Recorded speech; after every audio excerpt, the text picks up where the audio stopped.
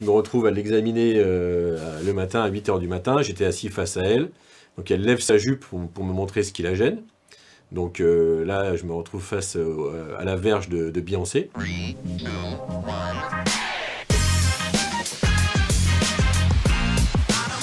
Bonjour, je suis Sébastien Bellet, chirurgien urologue à Paris, et je m'occupe de la médecine et de la santé sexuelle de l'homme. En quoi consiste le travail d'un urologue? Un urologue, c'est un chirurgien qui exerce une profession qui est et chirurgicale et médicale, et qui a pour but de traiter les maladies de l'appareil urinaire de l'homme et de la femme. Et pour certains urologues, dont je fais partie, le métier consiste également à s'occuper des problèmes sexuels de l'homme et des problèmes de fertilité de l'homme. C'est donc un peu le pendant du gynécologue pour l'homme, mais également le médecin des problèmes de reins, de vessie et de prostate. Comment avez-vous choisi votre spécialité et pourquoi? J'ai choisi ma spécialité, comme la plupart des médecins et des chirurgiens, par affinité de personnes. C'est-à-dire que quand on fait les études de médecine, on finit ses études par un concours qui s'appelle le concours de l'internat. Et ensuite on débute une formation qui dure pendant 4 à 5 ans, qui est en fait le temps pendant lequel on est interne et on va choisir sa spécialité. Donc moi j'ai choisi d'abord d'être chirurgien, j'ai pu être interne à Paris. Et puis au fur et à mesure des rencontres dans les services, j'ai croisé des gens qui étaient chirurgiens orthopédistes, chirurgiens de la chirurgie digestive, des urologues. Et je me suis senti plutôt attiré par l'activité de la chirurgie urologique. Moi je m'occupe d'hommes qui ont des difficultés à avoir des enfants, je m'occupe d'hommes qui au contraire veulent une solution pour ne plus en avoir. Donc je fais pas mal de médecine, donc c'est-à-dire des consultations pendant lesquelles on parle avec les gens. Et donc je ne m'occupe pas que de la chirurgie. Et donc ça c'est la première chose qui m'a fait choisir l'urologie. Et la deuxième chose, c'est que dans l'urologie, il y a une partie que l'on appelle la chirurgie fonctionnelle. C'est-à-dire c'est la chirurgie qui consiste à réparer la fonction. Et non pas simplement enlever un cancer, couper une jambe qui ne fonctionne plus. Là, réparer la fonction, c'est-à-dire réparer la continence à des hommes ou à des femmes qui perdent leurs urines, réparer la qualité des érections chez des hommes qui ont des problèmes d'érection, ou réparer la fertilité. Comment se passe un examen urologique? Quelle est la raison principale des consultations? Alors un examen urologique, ça se passe d'abord comme une consultation de médecine, donc on va exprimer à son urologue la raison pour laquelle on a demandé à le voir. Ensuite l'urologue, une fois qu'il aura écouté ça, il va vous poser des questions sur votre histoire. Est-ce que vous avez des problèmes de santé? Est-ce que vous avez déjà été opéré? Est-ce que vous prenez des médicaments? Sur vos habitudes de vie, est-ce que vous fumez? Est-ce que vous buvez de l'alcool? Est-ce que vous dormez la nuit ou est-ce qu'au contraire vous travaillez de nuit? Différentes choses qui peuvent avoir l'air totalement à côté de la plaque par rapport à la raison pour laquelle vous l'avez vu, mais en fait qui sont importantes pour nous, pour que l'on comprenne d'où vient le patient, quelle est sa journée type, sa semaine type, pour comprendre un peu plus le contexte dans lequel arrive sa plainte. Et puis ensuite, donc, on examine le patient, et donc l'examen en urologie, c'est un examen qui commence par un examen qui est centré sur la zone qui pose problème.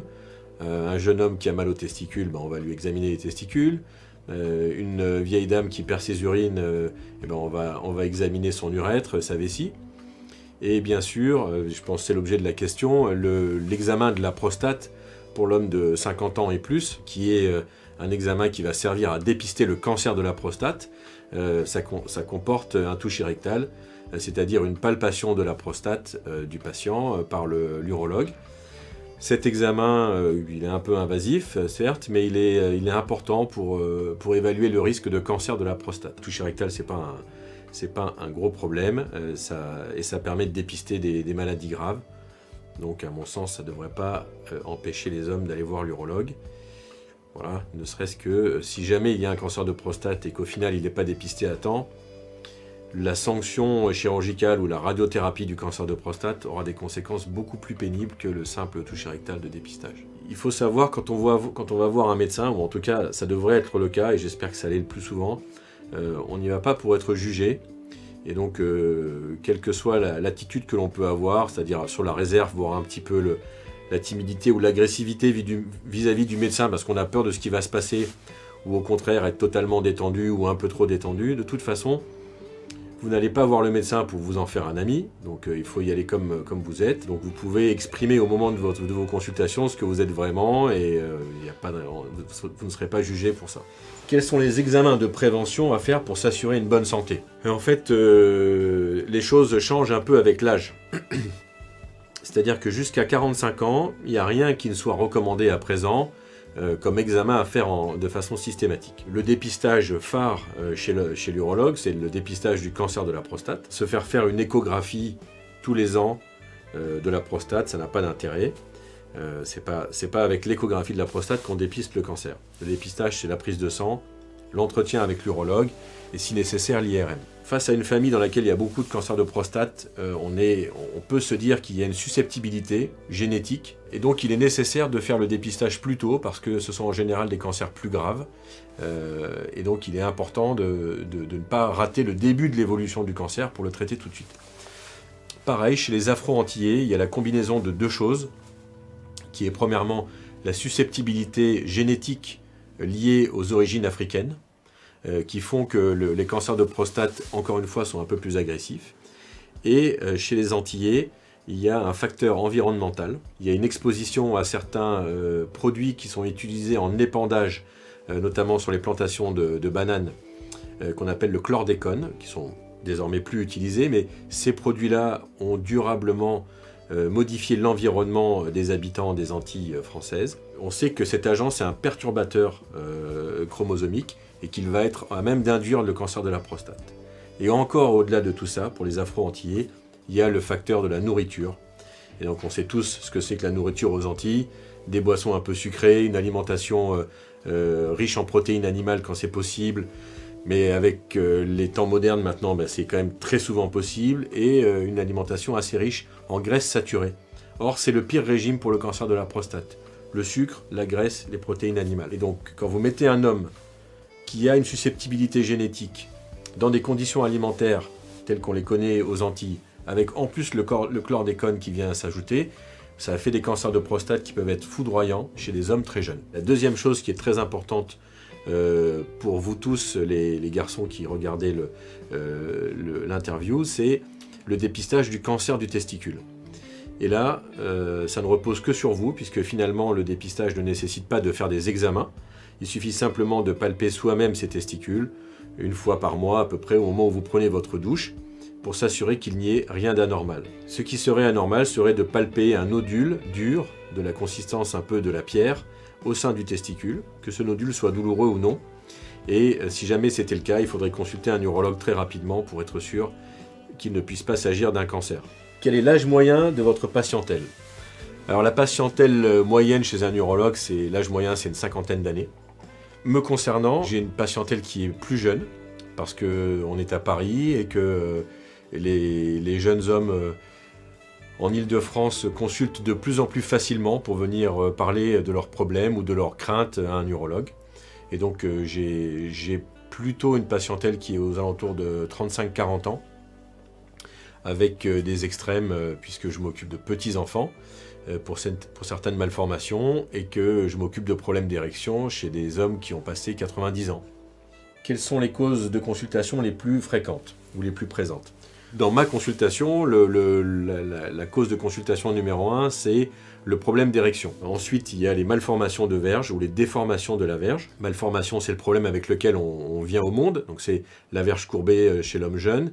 Et la déformation secondaire, c'est ce qu'on appelle la maladie de Laperoni, qui crée une déformation de la verge au cours de la vie. Ça peut être la vingtaine, la trentaine, la quarantaine ou plus tard, mais c'est ce qu'on appelle une courbure acquise. On est arrivé au monde sans, et elle se développe ensuite. Ensuite, je vois des hommes qui ont des problèmes d'éjaculation, soit d'éjaculation précoce, soit d'absence d'éjaculation liée à une maladie ou à un traitement. Et je vois aussi des hommes qui ont des difficultés à pouvoir concevoir un enfant. Et enfin, bien sûr, j'ai des patients qui consultent pour des questions concernant la contraception de l'homme, c'est-à-dire des demandes de vasectomie ou des demandes d'information sur la vasectomie. Qu'est-ce que le phimosis et que faut-il faire face à un phimosis? Le phimosis, c'est un resserrement de la peau du prépuce, c'est-à-dire un resserrement de la peau qui recouvre le gland. Donc ça concerne évidemment que les hommes qui ne sont pas circoncis. Ce problème, qui est un problème non grave, va provoquer un inconfort, voire des douleurs en érection, puisque le gland aura du mal à passer à travers la peau pour se retrouver décaloté. Chez certains, le phimosis peut être serré au point que le gland ne puisse pas être vu et que l'orifice par lequel on urine ne mesure que quelques millimètres. Il est important de s'occuper de ce problème quand le phimosis est complet, puisque dans ce cas, la peau qui recouvre le prépuce va engendrer un état inflammatoire chronique du gland, c'est-à-dire un état inflammatoire perpétuel, et c'est un facteur de risque de cancer du gland. Pour un homme qui n'aurait jamais pu se décaloter de toute sa vie, c'est un risque qui est non nul. Deuxièmement, donc, il y a une gêne ou une douleur au moment des rapports, liée à la sensation d'étranglement à la base du gland lorsque la peau est abaissée. Et puis troisièmement, ce phimosis, quand il est relativement serré, il va créer des petites plaies récidivantes au niveau de la peau qui vont alterner entre guérison, récidive, aspect un peu sale, avec la peau qui tombe, qui sèche, et donc un état qui est en permanent disgracieux.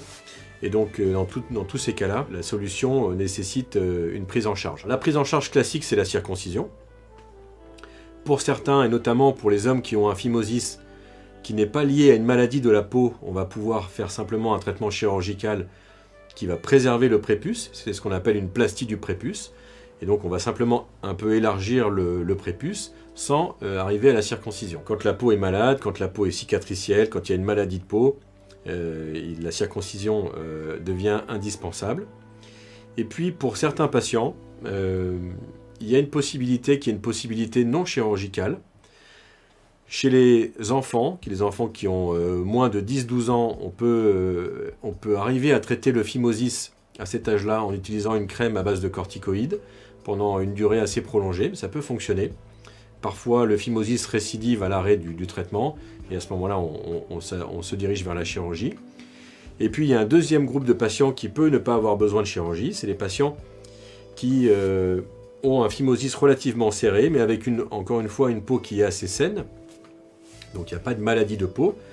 Et bien à ce moment-là, on peut traiter le phimosis en utilisant des anneaux que l'on va glisser sous la peau et que l'on va porter plusieurs heures par jour, en moyenne 6 à 8 heures. Et l'on va, semaine après semaine, remplacer chaque anneau par un anneau un peu plus volumineux. Et ça peut permettre, au bout de quelques mois d'utilisation de ces anneaux, de retrouver une bonne plasticité de la peau et arriver à traiter son phimosis sans avoir recours à la chirurgie. Ça nécessite quand même d'être très observant, c'est-à-dire de faire l'exercice quotidiennement, de supporter la distension, parce que le fait que les anneaux tirent sur la peau, ça peut être un peu douloureux, mais pour un jeune homme qui voudrait garder son prépuce, c'est une alternative à la chirurgie qui fonctionne, et on trouve ce genre de kit de traitement du phimosis sur internet à des prix vraiment bas. La seule difficulté de ce traitement, c'est d'arriver à se plier, à faire l'exercice tous les jours, plusieurs heures par jour. Alors le pire état de pénis en consultation, c'est souvent des situations dramatiques. C'est soit un cancer du pénis, et il y a des cancers qui ont un développement qui se fait en creusant l'organe dans lequel il se trouve. Donc je me suis déjà vu face à un patient chez qui il n'y avait plus de pénis, mais simplement un cratère, un trou, avec des tissus infectés, des ganglions partout. C'est soit ça, soit des traumatismes. Il y a des hommes qui utilisent des anneaux qui se glissent à la racine de la verge, qu'on appelle un cock ring, pour garder une bonne érection. Ça peut être une bonne idée si c'est un anneau qu'on est en mesure de retirer, hein, notamment un anneau en silicone, c'est ce qui est vendu le plus souvent dans le commerce. Quand il s'agit d'un anneau en métal, un écrou, tout type d'anneau issu de la caisse à outils, là ça peut commencer à être compliqué. Et donc quand on se retrouve avec un anneau bloqué à la racine de la verge, bon, au départ c'est une bonne érection, mais avec les heures passant, en fait la verge n'est plus vascularisée. Et donc ça crée des situations délicates avec une possibilité de nécrose du gland. Et donc ce sont des hommes qu'on opère en urgence et pour lesquels on a parfois recours à de l'outillage non chirurgical pour couper les anneaux. Je pense notamment à des anneaux en titane ou en métal, en acier chirurgical comme ils peuvent être vendus dans les sex shops. Ben, si c'est un anneau qui est pas adapté à votre anatomie, qui est trop serré, ben, pour le retirer, le chirurgien aura besoin du matériel du serrurier de l'hôpital pour couper l'anneau. Et ça, je ne veux pas dire que c'est fréquent, mais c'est pas du tout exceptionnel. Ce qu'il faut se dire, c'est que si on est prêt à utiliser du matériel qui n'est pas fait pour se stimuler, avant de le faire, il faut en mesurer les risques et essayer de le faire aussi dans de bonnes conditions de propreté et d'hygiène, parce qu'il y a également des hommes qui s'injectent des choses sous la peau, des substances sous la peau, qui s'appliquent des substances sur la peau, sur les muqueuses pour se stimuler, et des choses qui ne sont pas faites pour du tout, et ça aboutit à des infections, là encore à des situations compliquées. Donc essayez de rester dans l'emploi de choses qui ne peuvent pas vous blesser et qui sont propres. Quelle est la chose la plus étrange que vous ayez eu à retirer de l'urètre d'un patient? Bon, j'ai retiré beaucoup de choses de l'urètre de patients, mais la plus étrange, c'est une brosse à dents. J'étais de garde aux urgences et c'était un malade qui s'était enfoncé une brosse à dents dans l'urètre. Et donc, c'était pas la première fois, mais il consultait ce jour-là parce qu'il n'arrivait pas à la retirer. J'ai eu un patient qui se stimulait l'urètre avec un fil électrique régulièrement, et donc une fois le fil s'était planté. On a des patients qui se mettent des cure-dents, des billes. Il faut savoir que chez les hommes comme chez les femmes, il y a une sexualité urétrale qui est bien sûr minoritaire dans sa pratique, mais certains hommes et certaines femmes ont besoin d'une stimulation de l'urètre pour avoir du plaisir. Et donc ça peut amener à des conduites qui peuvent amener aux urgences. Quand avez-vous commencé à ne plus être gêné lors des consultations? Pouvez-vous nous raconter une anecdote drôle? Bon, ça fait très longtemps que je suis plus gêné pendant les consultations, puisque je suis chirurgien depuis 14 ans. Je pense que c'est un métier qui est plus facile d'exercer si on est un peu détendu et qu'on arrive à amener un petit peu de convivialité dans la consultation, parce que sinon ça peut vite être oppressant pour les patients. Si les patients ne se sentent pas bien au moment de la consultation, on se coupe d'une partie des informations parce qu'ils ne se sentent pas de les partager avec vous, et donc on les coupe d'une partie de leur traitement. Récemment, j'arrivais à ma consultation le samedi matin, assez tôt, donc à un moment où tout est désert, la rue, l'immeuble, mon cabinet de consultation, mes collègues n'étaient pas là encore, il n'y avait vraiment personne, et d'un seul coup est arrivé le sosie de Beyoncé, une immense femme, grande, avec le brushing et tout ça, habillée très légère. Et juste derrière elle, il y a un petit jeune qui ne la quittait pas des yeux, qui était le deuxième patient. Je l'accueille dans le cabinet de consultation. En fait, c'était un transsexuel qui n'était pas encore opéré. Et donc, je me retrouve à l'examiner le matin, à 8 h du matin. J'étais assis face à elle. Donc, elle lève sa jupe pour me montrer ce qui la gêne. Donc là, je me retrouve face à la verge de Beyoncé, ou de son sosie en tout cas. Et donc je pensais que le problème, ça allait être ça, qu'il allait me parler de ça. Bon. Et parce que bon, on voit des gens transgenres en consultation d'urologie, notamment moi en andrologie, donc c'est pas le problème. Mais en fait, elle était venue me voir parce qu'elle trouvait que son pubis était un petit peu trop épais. Elle me dit non, mais ça choque mes partenaires. Donc je me suis retrouvé le samedi matin, face à une Beyoncé qui devait mesurer 2 mètres, qui était taillée comme un joueur de basketball, donc face à sa verge, et qui me disait qu'elle était gênée par ce pubis qu'elle trouvait un peu redondant et qu'elle trouvait dérangeant. Est-ce qu'un pénis circoncis est plus propre qu'un pénis non circoncis? Non, un pénis est propre si on le lave, qu'on soit circoncis ou pas. Donc c'est pas parce qu'on est circoncis qu'on n'a pas besoin de le laver, et par contre si on n'est pas circoncis, c'est une bonne raison de le laver au moins 1 fois par jour. Alors pour les hommes comme pour les femmes, il ne faut pas faire d'excès de propreté, il faut éviter de se nettoyer toute la journée avec des lingettes, parce qu'il y a toujours quelqu'un qui sera prêt à vous vendre des lingettes en vous disant que le mieux c'est de se le passer 4 ou 5 fois par jour, ça va lui faire vendre des boîtes, mais il ne faut pas faire ça, parce que quand on fait ça, on déséquilibre la flore bactérienne, les bactéries qu'on a sur la peau de façon normale et qui nous défendent contre les autres bactéries qui, elles, peuvent provoquer des maladies. Et donc si on tue les bactéries qui sont normalement sur nous, on va laisser la place pour les bactéries qui donnent des maladies pour qu'elles se développent. Donc il faut être propre. Être propre, ça veut dire se laver 1 fois par jour, c'est pas la peine de se laver plus. Et qu'on soit circoncis ou non, c'est pas une excuse pour ne pas se laver. Et je vous ferai pas d'anecdote sur les gens qui se lavent pas, parce que ça, j'en ai trop. Comment éviter de casser son frein? Alors, on ne peut pas toujours éviter de casser son frein. La plupart des hommes qui se déchirent le frein du pénis, c'est des hommes qui ont un frein court, c'est-à-dire qui sont nés constitutionnellement avec cette petite attache de chair entre le gland et le prépuce qui est courte. Et donc en érection pendant un rapport, le frein peut se déchirer. Il y a un peu plus de risque de se déchirer le frein si le rapport est un peu fougueux ou s'il manque de lubrification. Mais chez les hommes qui ont un frein court, il n'y a pas vraiment de moyen d'éviter ça, hormis le port d'un préservatif, parce que le port du préservatif, chez le garçon qui a un frein court, ça le protège quand même relativement de déchirer son frein. En cas de déchirure du frein, premièrement, ne pas paniquer. Ça fait beaucoup de sang d'un coup si c'est une vraie déchirure. Ceux qui se déchirent totalement le frein vont savoir de quoi je parle. Et donc là, il y a une petite artère dans le frein et ça peut saigner vraiment beaucoup. Donc premièrement, il ne faut pas paniquer. Ça ne peut pas saigner au point qu'on se vide de son sang et qu'on meurt dans d'atroces souffrances le soir même. Donc pas d'inquiétude. Deuxièmement, ce qu'il suffit de faire, c'est de pincer le frein à l'extrémité qui saigne. Parce qu'en fait, quand ça se déchire, il y a deux extrémités. Mais la seule qui saigne, c'est celle où arrive le sang, c'est-à-dire l'artère. L'artère du frein, en fait, c'est côté pénis, pas côté gland. Mais en fait, il faut pincer très fort cette partie qui saigne. Et pendant au moins 2 minutes, sans relâcher. Et en général, au bout de 2 minutes, quand on relâche, ça saigne plus. Si vous avez de quoi faire un pansement, vous faites un pansement. Pour le soir même, c'est terminé. Vous passez à autre chose. Et puis le lendemain, le mieux, c'est d'aller voir votre médecin. Ou si vous avez un urologue, vous pouvez aller le voir. Mais c'est pas nécessaire d'aller aux urgences, de vous retrouver à attendre des heures sur un banc aux urgences avec une tache rouge sur le jean. Parce que vous ne serez bien sûr pas prioritaire puisque c'est pas mortel.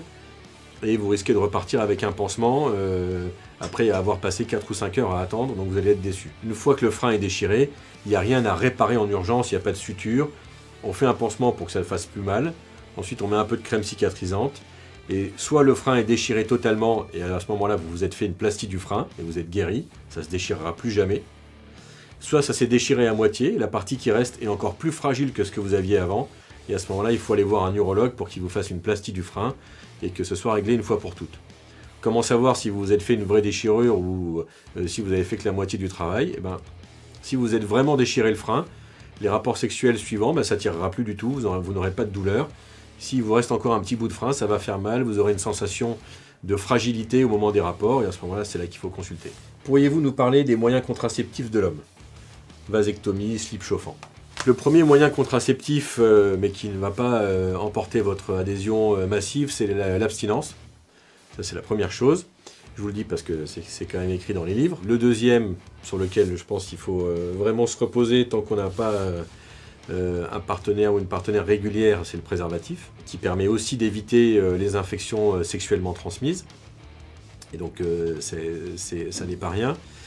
Et ensuite, quand il s'agit de la contraception au sein d'un couple, il y a bien sûr la vasectomie, qui est un moyen contraceptif qui revient en force ces dernières années, pour différentes raisons, et qui est un moyen contraceptif très efficace. Ça nécessite néanmoins une intervention chirurgicale, avec une anesthésie locale ou une courte anesthésie générale. C'est un moyen de contraception qui revient sur le devant de la scène en France après avoir été interdit à plusieurs reprises, parce que c'était considéré comme une mutilation. C'est désormais à nouveau autorisé, donc des gens se posent la question de le faire ou de ne pas le faire. Si le chirurgien est partant, on peut le faire. Donc tous les chirurgiens urologues ne le font pas, ça dépend un peu des convictions de chacun. Il y a des pays dans lesquels c'est interdit. Mais ce qui fait qu'on en entend de plus en plus parler, c'est le changement de génération qui fait que les hommes sont de plus en plus impliqués dans la contraception de leur couple. C'est-à-dire qu'avant, c'était le préservatif, et ensuite, quand on était en couple, la pilule, et c'était à la femme de prendre le contraceptif, et c'était une affaire qui était entendue. Or, la contraception médicamenteuse chez la femme, elle est associée à des risques de maladies, des thromboses notamment, des modifications de la libido, des modifications du morphotype, de la prise de poids, de l'acné. Donc il y a différentes choses qui sont associées à ces prises d'hormones. En plus de ça, cette prise d'hormones, elle nous expose à un risque collectif, puisque les hormones que prennent les femmes, on les retrouve dans leurs urines, qui elles-mêmes deviennent des eaux usées, qui ensuite retournent dans les rivières, et ensuite vont se déverser dans la mer. Elles vont modifier le sexe des animaux qui sont dans ces ruisseaux. Il y a des animaux qui se multiplient de moins en moins parce qu'ils sont exposés aux hormones. Et c'est comme ça que, notamment chez les batraciens, il y a une diminution de la fertilité parce qu'ils sont exposés aux hormones femelles qui viennent de la contraception orale des humaines. Et donc ça, c'est pareil pour nous, parce que c'est aussi de l'eau qui va finir en eau de boisson. Et donc la contraception basée sur les prises d'hormones, ça n'est pas sans conséquence, ni à titre individuel pour la femme qui prend la contraception, ni à titre collectif. Donc cette prise de conscience, notamment sous l'influence des pays anglo-saxons, où la vasectomie se fait très facilement, en Angleterre, au Canada, aux États-Unis, vous consultez et vous pouvez avoir la vasectomie dans la journée. C'est devenu quelque chose vraiment de banal. Et bien, cette prise de conscience collective fait qu'on fait de plus en plus de vasectomies. Néanmoins, en France, c'est encadré par des dispositions médico-légales, et il y a notamment 4 mois de réflexion entre le moment où vous voyez un médecin pour exprimer un désir de vasectomie et le moment où on fera l'opération. Donc ça ne se fait pas sur un coup de tête en France. C'est un moyen de contraception qui doit être considéré comme définitif. Ça peut être réversible, on peut faire une opération, mais il y a un risque que cette opération ne soit pas suffisamment efficace, et donc on peut se retrouver infertile de façon définitive après une vasectomie. Ne vous dites pas, de toute façon on peut faire l'opération inverse et ça marche, c'est facile.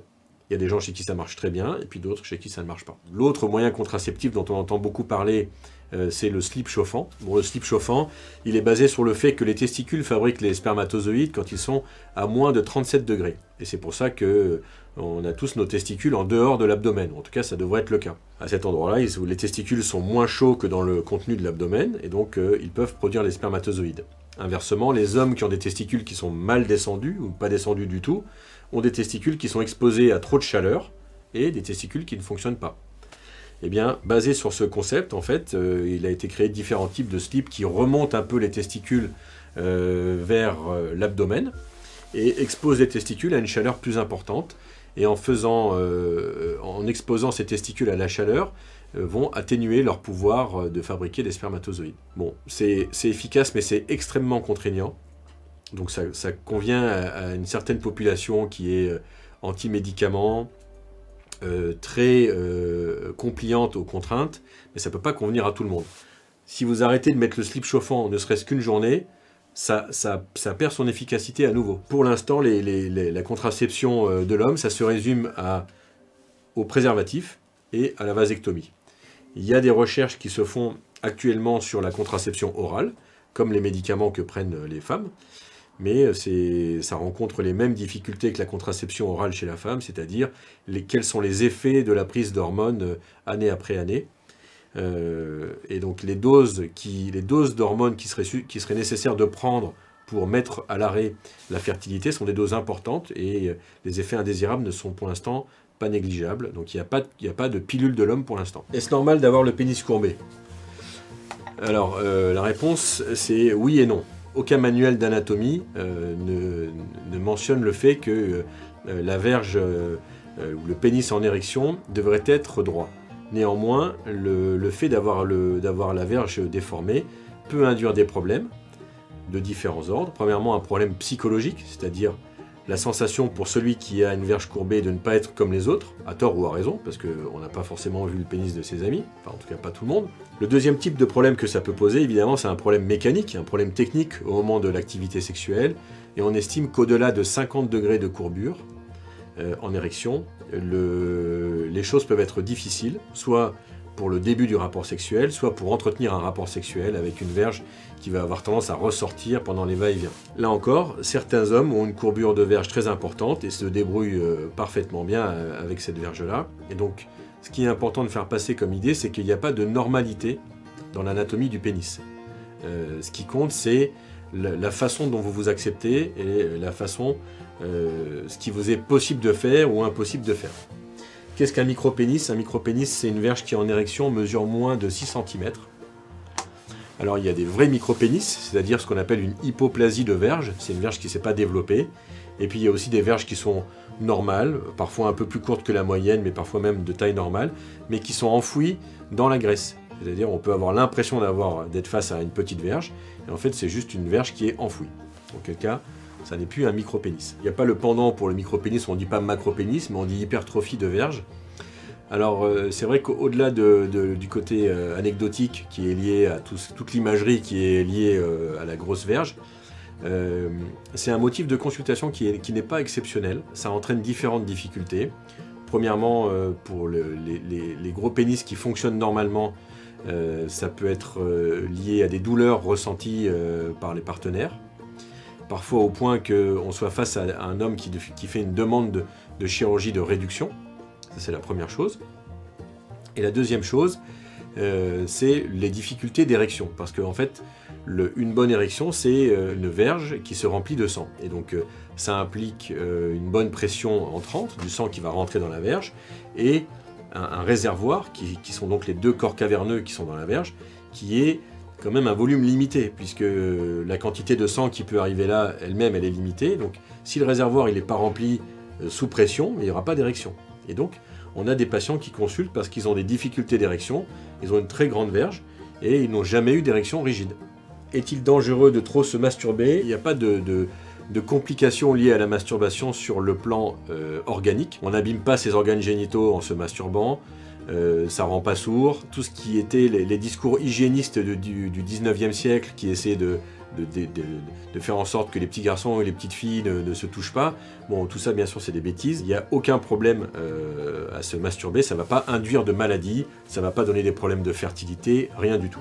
Il peut quand même y avoir un problème lié à la masturbation, c'est quand la masturbation devient l'activité principale. Et là, ça fait partie de certaines maladies psychiatriques, qui sont soit des maladies connues, soit une tendance à une certaine maladie, ce qu'on appelle un état borderline chez les psychiatres, et qui parfois peut se concrétiser de cette façon-là. C'est-à-dire des jeunes garçons qui vont venir en consultation, en général pas chez le psychiatre, mais plutôt chez l'urologue, en disant « je ne peux pas m'empêcher de me masturber ». Il y a des patients qui se masturbent plusieurs fois par heure. Ils sont en consultation, ils viennent vous voir en vous disant « j'ai failli me masturber dans la salle d'attente ». Bon, c'est fort heureusement pas très fréquent, mais c'est une vraie pathologie. En fait, c'est une pathologie psychiatrique qui induit des comportements contre lesquels le cerveau n'a pas d'influence, que le cerveau ne peut pas inhiber. Il y a également certains médicaments qui sont des désinhibants qui peuvent entraîner ça. Donc, il n'y a pas de problème organique à se masturber, on n'abîme pas ses organes, on n'abîme pas son corps, mais si on utilise son temps essentiellement à se masturber, ça pose évidemment des problèmes sociaux, des problèmes de comportement qui vont rendre les journées un peu compliquées. Est-il possible de se casser la verge? Oui, on peut se casser la verge, c'est une façon d'exprimer ce qu'on appelle une fracture des corps caverneux, mais on dit aussi fracture de verge. En fait, qu'est-ce qui se passe? C'est quand, au moment d'une érection, s'il y a une force tangentielle qui vient s'appliquer sur le bord de la verge, eh bien, l'endroit qui est mis sous tension ici peut se déchirer. Ça peut déjà provoquer un craquement que l'on est susceptible d'entendre. Deuxièmement, ça va entraîner un hématome, donc la verge va devenir bleu-violette très rapidement, elle va gonfler. L'érection va retomber, puisque le corps caverneux s'étant ouvert, il n'y a plus de pression à l'intérieur, c'est comme un ballon qui s'ouvrirait. Dans ce cas-là, il est impératif de faire le maximum pour arriver aux urgences dans les 6 premières heures. Pourquoi? Parce que si l'on peut réparer cette déchirure, il n'y aura pas de risque plus tard sur la qualité des érections. Merci à la chaîne Cru de m'avoir donné l'opportunité de répondre à ces questions. Il est pour moi important que les hommes qui ont un problème, mais également ceux qui n'en ont pas forcément et qui se posent la question, puissent avoir des réponses à des questions simples. Comme vous le voyez peut-être, en fait, la plupart des hommes se posent les mêmes questions et les questions des uns et les réponses qu'on va y apporter vont enrichir les recherches des autres. Je vous invite à me retrouver sur ma chaîne YouTube qui s'appelle Dr Sébastien Bellet, sur laquelle je réponds à ces questions-là sur un plan un peu plus médical et dont le but est d'essayer d'apporter les informations, notamment aux hommes qui ont des difficultés à pouvoir voir un urologue en consultation. À bientôt.